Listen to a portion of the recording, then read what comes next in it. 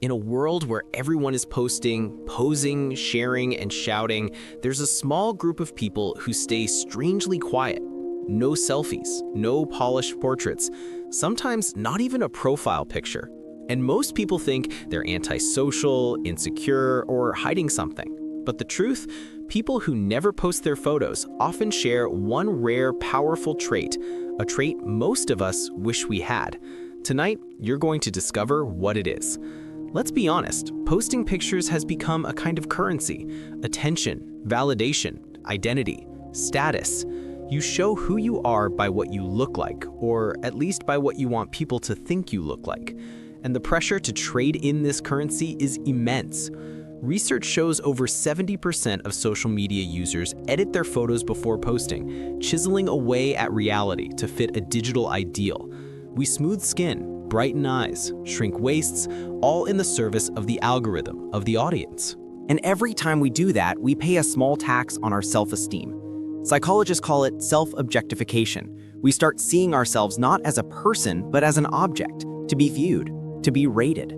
This creates a constant, low-grade anxiety, a feeling of never quite measuring up to the endless scroll of other people's highlight reels.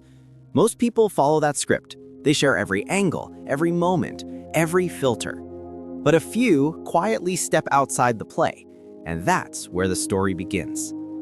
People who rarely post their photos usually share a psychological pattern. They don't need to be seen to feel real, and that's rare, because for most of us, visibility equals value. If a moment isn't shared, did it really happen? If you're not seen, do you really matter? For these individuals, the answer is a quiet, confident yes. They carry something stronger, a sense of identity that doesn't depend on external validation. Think of it like an internal compass. While many of us are looking at our phones for directions on who to be, their navigation system is built in. It's not arrogance, it's not shyness. It's not insecurity, it's stability. A quiet, unshakable kind of stability. It's rooted in a few key principles. First, they value privacy, not as a way to hide, but as a way to protect their own mental space. Second, they prioritize deep, authentic connections. They'd rather have a meaningful conversation with one person than get 1,000 likes from strangers. They use private messages, phone calls, and actual face-to-face time to nurture their relationships. They trade performance for presence. And third, they're often highly introspective. They spend time understanding their own thoughts and feelings, so they don't need an audience to reflect their identity back to them. Their life is something to be lived, not just documented. This isn't to say that sharing photos is wrong, but it reveals a fundamental difference in where we find our worth. A focus on being rather than being seen. In a world that constantly asks, "Did you get a picture?" These are the people who are content to simply have the memory. They've found a quiet confidence that doesn't need a filter, a caption, or a single tap of a heart icon to feel whole. And that deep, unshakable knowledge of who you are, away from the gaze of others, that might just be the rarest trait of all. There's a rare quality some people have, a quiet strength you can feel but can't quite name. It's an absence that feels more like a presence. While the rest of the world is a constant scroll of faces and moments, they are elsewhere. Psychologists have a term for this: self-contained confidence. It's the profound ability to feel whole, to feel truly enough, even when the cameras are off and no one is watching. Think about it. In a world shouting to be seen, these are the people who don't post. Not because they're shy or have nothing to share, but because they simply don't need the performance. Their sense of value isn't outsourced to an audience. It isn't measured in likes or comments. It's forged internally, in the quiet spaces of their lives. It comes from the things they create, for the sake of creation itself. The depth of the ideas they wrestle with in their own minds, the subtle truths they observe in the world around them when they're not trying to capture it.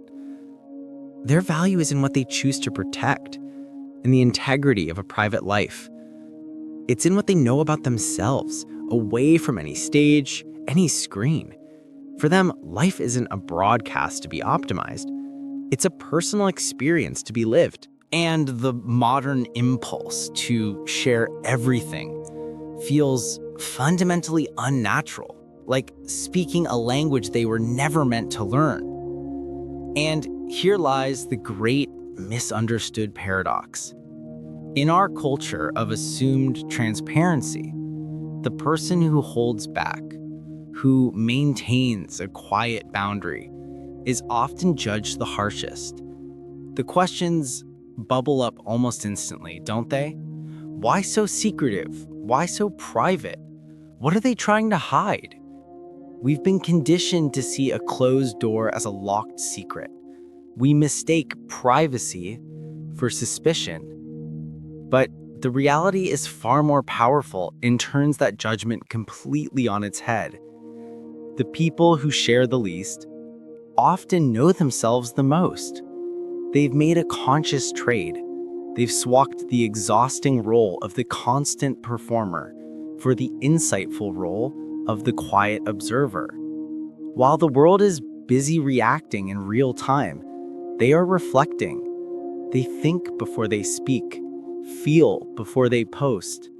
While others drain their batteries, broadcasting their every move, they protect their energy, their image, their inner peace. They're not antisocial, they're selectively social.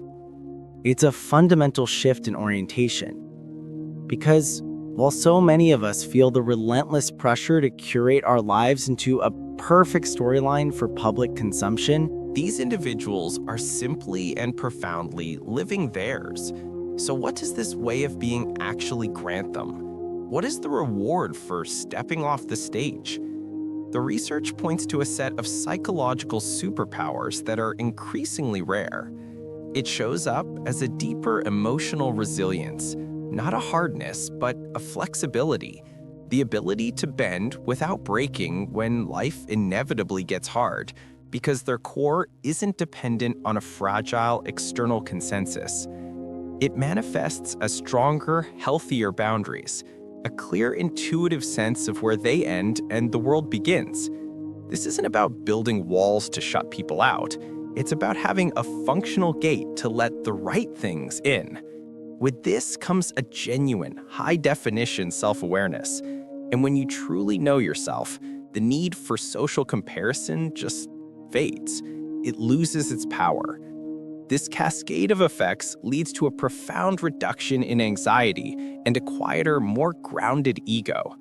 They operate from a place of substance, not status, because they understand something simple, yet so uncommon in our age. When you finally stop chasing validation from the outside, you begin the real, challenging, beautiful work of choosing authenticity on the inside. They haven't vanished from the world. They are deeply in it, more present than most. They simply refuse to perform for it. Think about your social media feed. It's a river of faces, places, and perfectly captured moments. Now, think about that one friend, that one colleague you know. You're tagged in photos with them, so you're sure they're real. But their own profile? It's a ghost town. Maybe a default picture, a few old posts from years ago.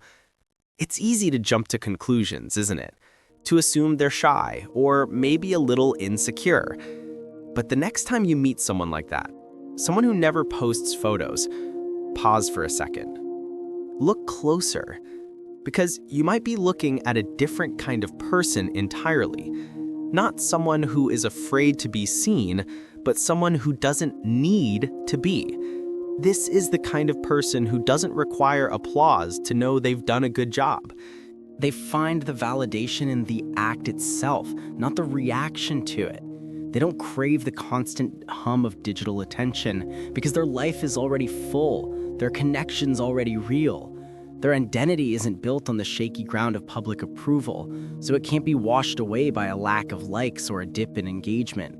And maybe most importantly, they don't lose themselves in the endless distorted mirror of comparison. They're not scrolling through someone else's highlight reel feeling like their own life is falling short, because they're too busy actually living their own story. They exist quietly, but if you know them, you know they exist strongly. They resist the noise, and we all know what that noise is. It's the relentless pressure to perform, to package our lives for consumption. It's the subtle anxiety that comes from comparing our messy, real life backstage to everyone else's polished front of stage performance. In a world of filters that can literally reshape our faces, they resist the impossible standard. They're not resisting reality, they're choosing to live fully within it. And in a world where everyone seems to be shouting, "Look at me," they have discovered something incredibly rare, something almost forgotten: the power of being enough privately. So let's turn that lens around.